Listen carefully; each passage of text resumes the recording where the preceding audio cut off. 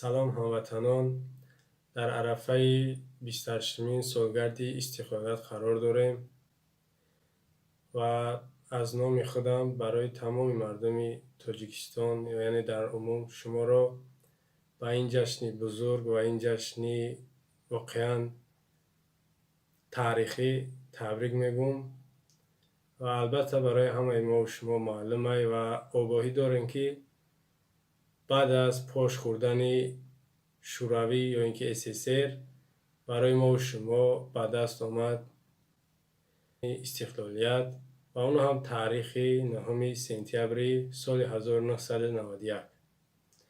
بار دیگر تبریک میگم به یکی شما این جشن تاریخی را.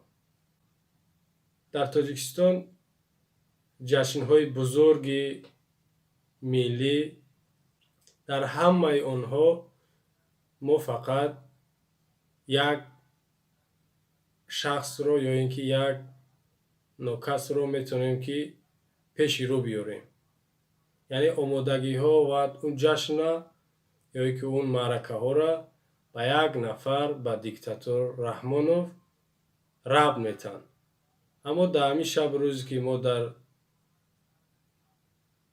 جشن 28مین سالگرد استقلالیت قرار داریم، همین را میخواهند باز ربط بتن به دیکتاتور رحمانوف که گویا این هم با تشبث و با سیاستی پیش گرفته و این هم یعنی دست آوردی رحمانوف باشه که این محض دروغ است و این یک بافته و ساخته خودشانه.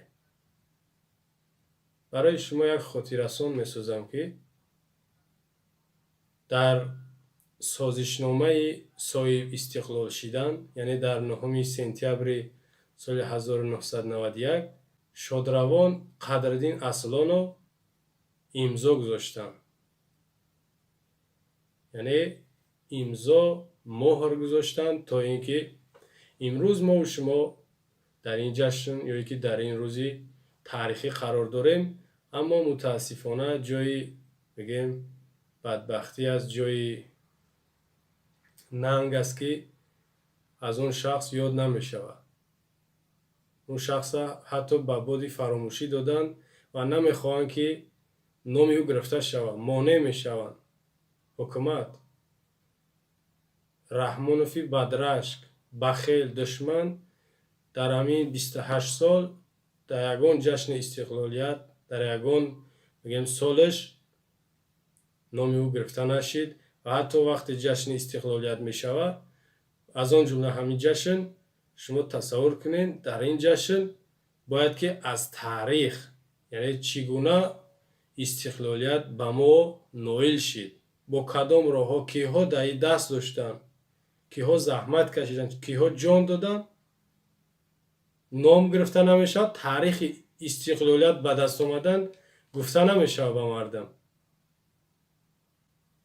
تنها ما در این جشن ها چی وحدت باشه، چی نوروزی باشه، چی سال نو، چی استقلالیت یعنی جشن های بزرگ، فقط رقص و بازی، مدای خانی، تعریف ستایش رحمانوف تمام و دنبش چخ میگرده یا که تماشا کرده قرصک میزنه، شما را مسخره میکنه.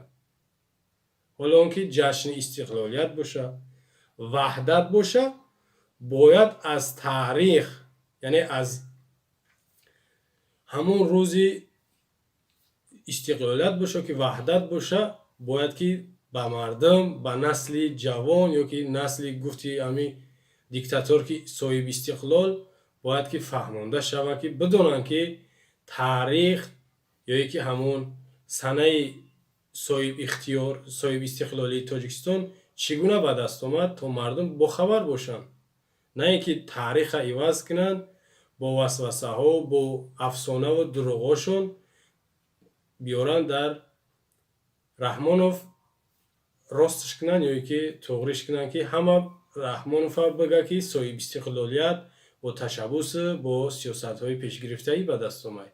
حالا اونکه در سال 1991 10 روز پیش از پراکنده شدن SSR یعنی شوروی Қаҳор Маҳкамов истеъфо дод ва баъд аз ӯ яъне иҷрокунандаи муваққатан раисҷумҳур шодравон Қадриддин Аслонов раҳбарӣ мекард, яъне 10 рӯз пешаи соҳибистиқлолият. Муваққатан яъне иҷрокунандаи раҳбари давлат. имрӯз бибинен аз ӯ ном гирифта намешавад. 2011 ҳизби демократ пешниҳоди қаҳрамони миллӣ карда буд ба Қадриддин Аслонов барои саҳми хуча гузоштан дар истиқлолияти мамлакат. соли 1999 диктатори Раҳмонова қаҳрамони миллӣ эълон карданд. Барои чӣ? Сабабиш ҳамин буд, ки дар 27 июни соли 1997 дар созишномаи сулҳ имзо кардай. Инам қадар сабаб қади қаҳрамони миллиш эълон карданд. Агар ки барои як имзо ки дар созишномаи сулҳ и қаҳрамон шуда боша ё ки қабулш карда бошем, ҳамун шодравон Қадриддин Аслонов ҳам як имзои созишномаи истиқлолията гузоштагие, ки 20 сол баъд аз шояд 25 сол баъд аз ин ҳодиса гузаштан, ин рӯзи таърихӣ, бояд он қаҳрамон эълон мешид. Хоб барои ҳамин ҷашни истиқлолията бояд мо шумо ба қадрш бирасем. Воқеан ҷашни таърихиай, ҷашни камназирай. бори дигар табрик мегӯм ҷашни 28-мин солгарди истиқлолияти Тоҷикистонро.